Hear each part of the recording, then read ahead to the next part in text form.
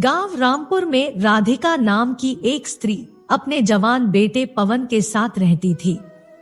राधिका का पति कई वर्ष पहले ही घर त्याग कर जा चुका था, जिसके चलते अब राधिका देवी का एक ही सहारा था और वो था उनका जवान बेटा पवन।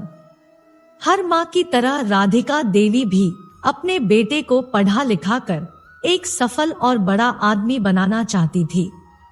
इसलिए वह जाकर लोगों के घरों में छोटे मोटे कामकाज और झाड़ू पोंछा इत्यादि किया करती थी, ताकि घर का गुजारा और उसका सपना पूरा हो सके।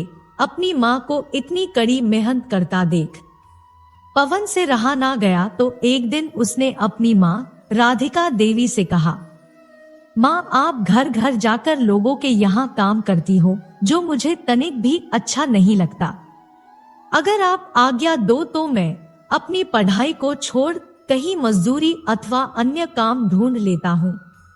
जिस पर राधिका देवी ने उसे समझाया, बेटा कभी भी पढ़ाई मत छोड़ना, भगवान करे तुम पढ़ लिख कर बड़े और धनवान आदमी बन जाओ। बेटा जी मुझे तो बस उसी दिन का इंतजार है। और इतना कहते हुए एक माँ की आंखें छलक उठी। दोस्तों, अपनी माँ राधिका जी की तरह पवन भी सदाचारी, कोमल हृदय और भगवान में आस्था रखने वाला था और वीर बजरंगबली, महावीर बालाजी महाराज हनुमान जी का भक्त था, जिसके चलते वह सदैव हनुमान जी और राम नाम का जाप और भक्ति किया करता था। एक दिन वह हनुमान जी प्रार्थना करते हुए कहता है कि हे बजरंगबली महाराज, मेरी माता जी तो मेरी कोई भी बात सुनती नहीं। मैं उन्हें प्रतिदिन यही समझाता हूँ कि माँ तुम काम करना बंद करो और मुझे कहीं नौकरी आदि करने दो, परंतु वह तो मानने को तैयार ही नहीं होती। इसलिए अब आप ही बताओ कि मैं क्या करूं। यहाँ पवन को पूरा विश्वास था कि बजरंगबली कुछ ना कुछ मार्ग निकाल उसकी माँ को समझा ही देंगे। धीरे धीरे समय बीतता गया और पवन ने अच्छे नंबरों से पास हो कॉलेज की पढ़ाई को पूर्ण किया और वह रोज नौकरी की तलाश में यहाँ वहां जाने लगा। वह प्रतिदिन सुबह जल्दी उठकर हनुमान जी के मंदिर जाता, पूजा पाठ और राम नाम का जाप करता और फिर आगे नौकरी की तलाश में निकल जाता। परंतु ढेरों घूमने के बाद भी उसे किसी ने नौकरी ना दी। एक दिन घोर निराशा से घिरा और मुंह लटकाए वह घर को वापस लौटा। पवन को यूं उदास और परेशान देखकर राधिका देवी ने उससे पूछा, बेटा पवन तू इतना उदास क्यों है? चिंता मत कर और राम जी पर भरोसा रख। आज नहीं तो कल तुम्हें नौकरी अवश्य मिलेगी। जिस पर भारी मन से पवन ने कहा, माँ मैं कुछ दिन और बाहर नौकरी की तलाश और करूंगा, और अगर नहीं मिली तो मैं रोड पर जाकर मेहनत मजदूरी कर लूंगा। नहीं बेटा ऐसा नहीं सोचते, मैंने आपको मजदूरी दिहाड़ी के लिए नहीं पढ़ाया। तुम बस सच्चे दिल से कोशिश करते रहो और राम जी का नाम ले। अपनी विनती राम सेवक हनुमान जी से कहो, वह जल्द ही सब कुछ ठीक कर देंगे। तो बस यूं ही राम का नाम और हनुमान जी से विनती करते करते पवन सो गया। अगले दिन मंगलवार था। पवन हमेशा की तरह आज भी नौकरी की तलाश में निकल पड़ा। अभी वह थोड़ी दूर ही आगे बढ़ा था कि उसे अपने स्कूल के मास्टर जी मिले। राम राम की तो मास्टर जी ने कहा, बेटा पवन अच्छा हुआ तुम यही मिल गए, क्योंकि मैं तो तुम्हारे घर पर ही जा रहा था। जिसके बाद पवन ने कहा, मेरे लायक कोई सेवा हो तो कहिए, क्योंकि अभी तो मैं नौकरी की तलाश में जरा बाहर जा रहा हूँ। जिस पर मास्टर जी ने कहा, बेटा पवन बात कुछ यूं है कि पास ही के एक गांव अयोध्या धाम में एक गुरुकुल रूपी विद्यालय है, जहां पढ़ाने वाले हिंदी के मास्टर जी रिटायर हो चुके हैं। अब जिन महानुभाव ने उनके स्थान पर पढ़ाने आना था वह मौके से नदारद है। अगर तुम 7 दिनों तक वहां पढ़ा सको और तुम्हारा काम अच्छा रहा तो मैं वहाँ के प्रिंसिपल से कहकर तुम्हारी इस नौकरी को नियमित यानी कि परमानेंट भी करवा सकता हूँ। चूंकि मैं तुम्हारी माली हालत और आपकी माता जी के कठोर परिश्रम को जानता हूँ, तो मुझे आप लोगों का ख्याल सबसे पहले आया।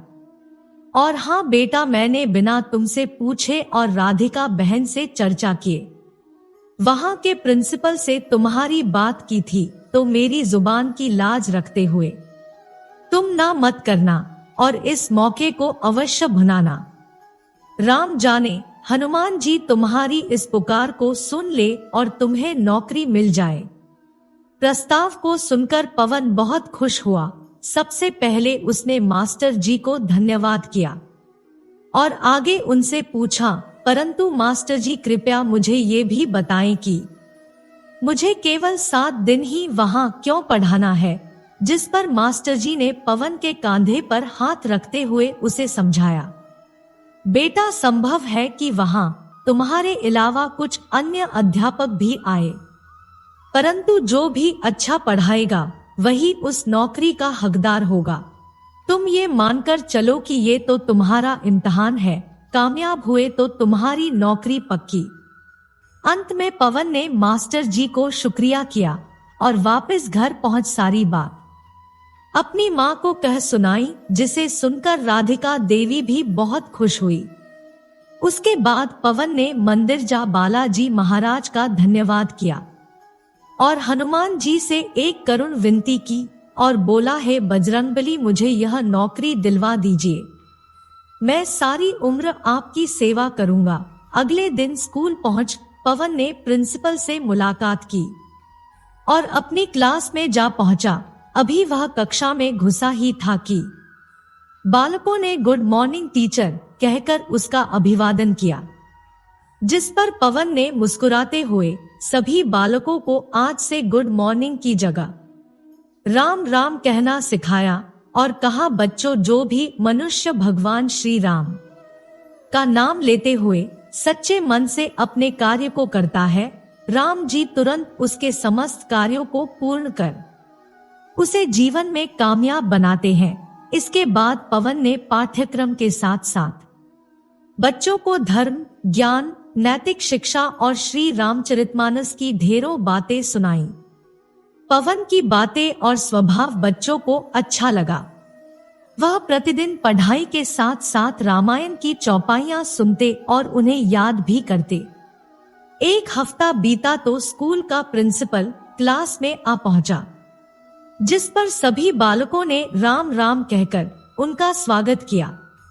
जिसके बाद प्रिंसिपल ने बच्चों से पूछा कि नए अध्यापक पवन जी ने उन्हें क्या क्या सिखाया, जिस पर एक एक बच्चे ने खड़े होकर पाठ्यक्रम का ज्ञान और रामायण की चौपाइयों को कह सुनाया, और वह भी बिना पुस्तक को पढ़े। इस चमत्कार को देख प्रिंसिपल हैरान था। उसने कहा, वाह गुरुजी, आपने तो मात्र 7 दिनों में वह कर दिखाया जिसे यहाँ के अध्यापक 1 साल में भी नहीं कर पाते। आपने तो कमाल ही कर दिया। इसलिए आपकी नौकरी पक्की हुई। आपका नियुक्ति पत्र मैं आपके पूर्व मास्टर जी, जिनके अनुरोध पर आप यहाँ आए थे, के हाथ भिजवा दूंगा। अब आप अपना सारा सामान लेकर यहाँ आ जाना। और इतना कह प्रिंसिपल साहब वहां से चले गए। अगले दिन मास्टर जी ने पवन के घर पहुंच उसके घर का दरवाजा खटखटाया। पवन ने दरवाजा खोला और बोला, अरे गुरुजी, आप और वो भी इतनी सुबह सुबह। मास्टर जी ने घर के अंदर जाकर देखा तो पवन की माता जी राधिका देवी चारपाई पर निढाल और अचेत अवस्था में पड़ी थी। देखने से लगता था कि वह बहुत बीमार है। जिसके बाद मास्टर जी निकट के स्टूल पर बैठते हुए बोले, राम राम राधिका बहन, क्या हुआ? आप ठीक तो है? देखने से तो लगता है कि आप बहुत अधिक कष्ट में हैं। जिस पर पवन ने बताया कि माँ बीते 7 दिनों से बहुत बीमार है, बस कल रात से ही इनकी हालत में कुछ सुधार हुआ है। इससे पहले कि मास्टर जी अपनी बात कहते, पवन ने हाथ जोड़कर माफी मांगते हुए उनसे कहा, मास्टर जी, इससे पहले कि आप मुझे डांटे अथवा कुछ कहें, मैं मानता हूं कि आज 7 दिन पूरे हो चुके हैं, परंतु मैं भी क्या करता। माँ की हालत इतनी अधिक खराब थी कि मैं स्कूल में पढ़ाने ना जा सका और हमारी वजह से आपको शर्मिंदगी उठानी पड़ी। पवन की बातों को सुनकर मास्टर जी अवाक होकर उसे देख रहे थे और बोले, ये तुम क्या कह रहे हो? उसी स्कूल के प्रिंसिपल ने मुझे तुम्हारा नियुक्ति पत्र देने के लिए यहाँ भेजा है। तुम्हें ज्ञात भी है कि तुम्हारी नौकरी पक्की हो चुकी है। उन्होंने मुझे स्वयं बताया कि पवन ने बच्चों को इतना अच्छा पढ़ाया कि बस पूछो मत। यह सब सुन अब हैरान होने की बारी पवन की थी। वह लगभग हकलाते हुए बोला, परंतु मास्टर जी, मैं तो वहां गया ही नहीं। मैं तो बीते 7 दिनों से घर पर माता जी की सेवा में हूँ। अरे बेटा पवन, ये कैसे संभव है? प्रिंसिपल साहब ने खुद मुझसे कहा कि पवन ने समस्त बच्चों को राम नाम की बहुत अच्छी शिक्षा दी है, जिससे सभी बच्चों को श्री रामचरितमानस की चौपाइयां और ढेरों अच्छी बातें याद हो चुकी है। परंतु मेरी समझ में ये नहीं आ रहा कि जब तुम वहां गए ही नहीं, तो फिर कौन तुम्हारी जगह आकर बच्चों को पढ़ाता रहा? और अब तो तुम्हारी नौकरी भी पक्की हो गई है। जिस पर पवन ने कहा, यह चमत्कारी और असंभव कार्य तो एक ही शक्ति कर सकती है, और वो है मेरे प्यारे बजरंगबली, बालाजी वीर हनुमान। क्योंकि राम नाम की ऐसी जादुई शिक्षा तो वही दे सकते हैं। एक वही तो है जो अपने भक्त को मुसीबत में पड़ा देख उसकी सहायता हेतु स्वयं आकर गुरुकुल में पढ़ाने लगे। और इतना कहते कहते पवन हनुमान जी की मूर्ति के समक्ष रोने लगा, जिस पर राधिका देवी ने भी हाथ जोड़कर कहा, पवन मेरे बच्चे, आज हनुमान जी ने तेरी सारी परेशानी दूर कर दी। उन्होंने तुझे तेरी मेहनत और सच्ची भक्ति का फल दे दिया। सच्चाई को जान। और माँ बेटा की भक्ति पूर्ण बातों को सुनकर मास्टर जी भी हैरान थे और बोले, बेटा पवन, बजरंगबली ने स्वयं तेरे स्थान पर पढ़ा, तुझ पर अपनी कृपा की है। इसलिए अब तू सब कुछ भूल राम का नाम ले और इस नौकरी पर लग जा। उसके बाद अगली सुबह राम नाम का जाप करते हुए और वीर बजरंगबली का जयकारा लगाते हुए पवन परिवार सहित उस गुरुकुल विद्यालय और गांव अयोध्या धाम की ओर बढ़ चला और वर्षों तक बच्चों को राम नाम की शिक्षा और अच्छे संस्कार देते हुए उन्हें पढ़ाने लगा। वह प्रतिदिन स्कूल से पहले और बाद में हनुमान जी के मंदिर जाता और वचनानुसार उनकी सेवा करता। धीरे धीरे पवन की निर्धनता और गरीबी जाती रही, जिसे देखकर राधिका देवी प्रसन्न और उनका जीवन खुशहाल था, क्योंकि राम कृपा से आज उनके अच्छे दिन आ चुके थे। अगली कहानी तक के लिए विदा। आपका कल्याण हो। जय श्री राम, जय हनुमान।